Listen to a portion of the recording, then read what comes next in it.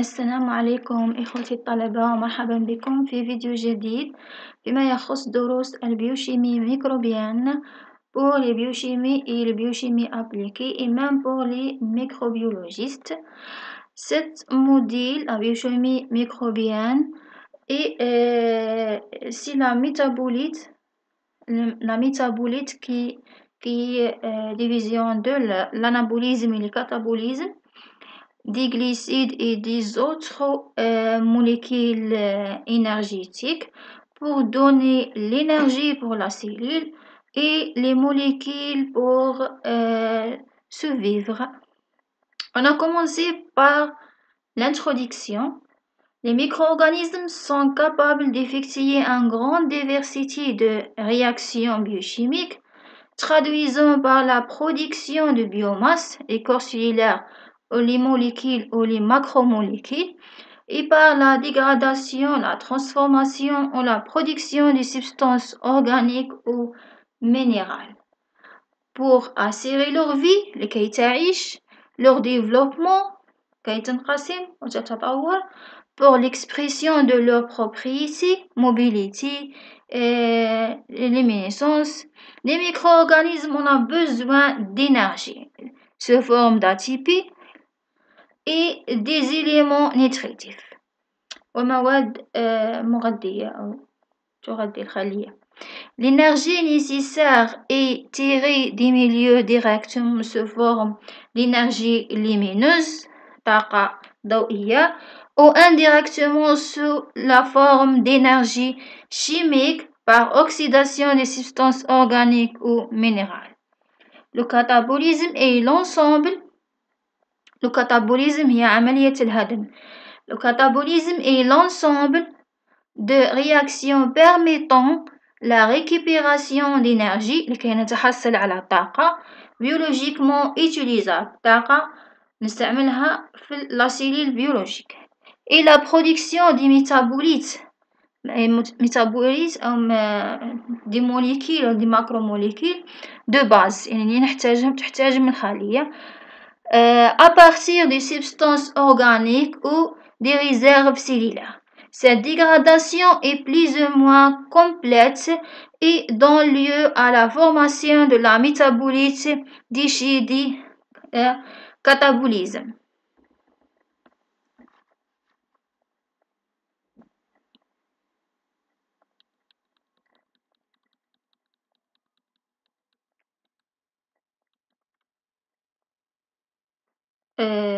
الانابوليزم في الأول قلنا الكاتابوليزم هي عملية الهضم، والانابوليزم هي عكسها، هي عملية البناء. كاتابوليزم راح نهدمو دي موليكيل باش نتحصلوا على طاقة، ونتحصلوا على موليكيل يكونوا أقل من الموليكيل اللي هدمناه. والانابوليزم هنا راحين نديرو ان سينتيز، راحين نصنعو دي موليكيل من باغ اكزومبل من لي زاسيد اميني راح نصنعو لي بروتيين. وهنا في الانابوليزم راحين نحتاجو للطاقة، يعني نعرفو دوكا الانابوليزم اللي هي عملية البناء عكس الكاتابوليزم اللي هي عملية الهدم. الانابوليزم أو عملية البناء est l'ensemble des réactions de synthèse cellulaire à partir de métabolites de la base issus de catabolisme et des éléments du milieu. Les produits libérés par le métabolisme au cours d'une phase de croissance sont appelés métabolites primaires. Quelle que soit leur origine, catabolisme ou anabolisme, il s'agit de produits non spécifiques, acides aminés, des nucléotides, vitamines, acides organiques, éthanol. Le terme métabolite secondaire est utilisé dans le cas de produits spécifiques de l'anabolisme dont l'apparition n'est pas liée à la phase de croissance proprement dit. Par exemple, des antibiotiques, des agents immunosuppresseurs, agents hypocholestérolémiques, agents anti-tumoraux, des bioinsecticides, Alors, la métabolite est de métabolites primaires. C'est الميتابوليت primaire هي إنتاج المواد أو الطاقة التي تحتاجها الخلية اللي تقوم بنشاطها اليومي. أما الميتابوليت سكوندير راح تصنع مواد تحتاج فيهم باش تدافع عن نفسها، باش تحافظ على كيكونوا تحافظ على نفسها من الحشرات، من العوامل الخارجية. Alors, on passe à la source d'énergie et type trophique. L'énergie nécessaire aux micro-organismes est fournie par la lumière, organismes phototrophes, ou par l'oxydation des substances chimiques organismes si la chimiotrophe. يعني إذا كان هذا الأورغانيزم يستعمل لا lumière باش ينتج نسموه فوتوتروف.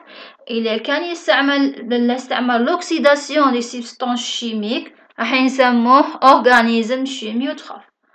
Dans les deux cas, l'énergie est stockée sous forme d'énergie de liaison chimique biologiquement utilisable. Il s'agit de la liaison anhydride phosphorique de l'ATP. La formation d'ATP à partir de la source primaire d'énergie et l'énergie libre par la décomposition de l'ATP en ADP. L'ATP plus le H2O donne l'ADP plus le EPI plus l'énergie qui est égale à delta G libre, c'est moins 7,3 kilocalories par mol. Les organismes phototrophes. Les plantes tirant leur énergie de la lumière. Celui-ci intervient également chez les algues vertes, les cyanophycies et quelques espèces bactériennes. Le processus de photosynthèse comprend deux étapes, la phase lumineuse et la phase obscure. La phase lumineuse ou la photophosphorylation aboutit à la formation d'ATP. C'est une réaction génératrice d'énergie utilisable par la silice. Cette phase nécessite la présence de la pigment de type chlorophylle. La nature de pigment varie selon la nature de l'organisme phototrophe. Il existe deux types de photophosphorylation. La photophosphorylation cyclique ne produit que l'ATP, et la phosphorylation non cyclique qui produit à la fois de l'ATP et du pouvoir réducteur et nécessite la présence d'un donneur d'électrons et de protons. Chez les plantes, algues et cyanophycies, la substance donatrice de protons et d'électrons intervenait dans la phase de synthèse et le H2O. Il y a donc libération de O2 chez la bactérie et il n'y a jamais libération de O2. Le H2O ne peut être donneur. Le donneur des électrons et de protons peut être un composé minéral comme le HS2 chez les Thioaudaceae et les Chlorobacteriaceae. La photolithotrophe ou autotrophe ou un composé organique comme l'acide succinique chez les athiotrophes d'acide et les photogonotrophes ou le photohétérotrophe. La plupart des bactéries photosynthétiques peuvent aussi utiliser l'hydrogène moléculaire, l'accepteur d'électrons et de protons et de NAD+, et se transforment après la réduction en NADH+. La phase obscure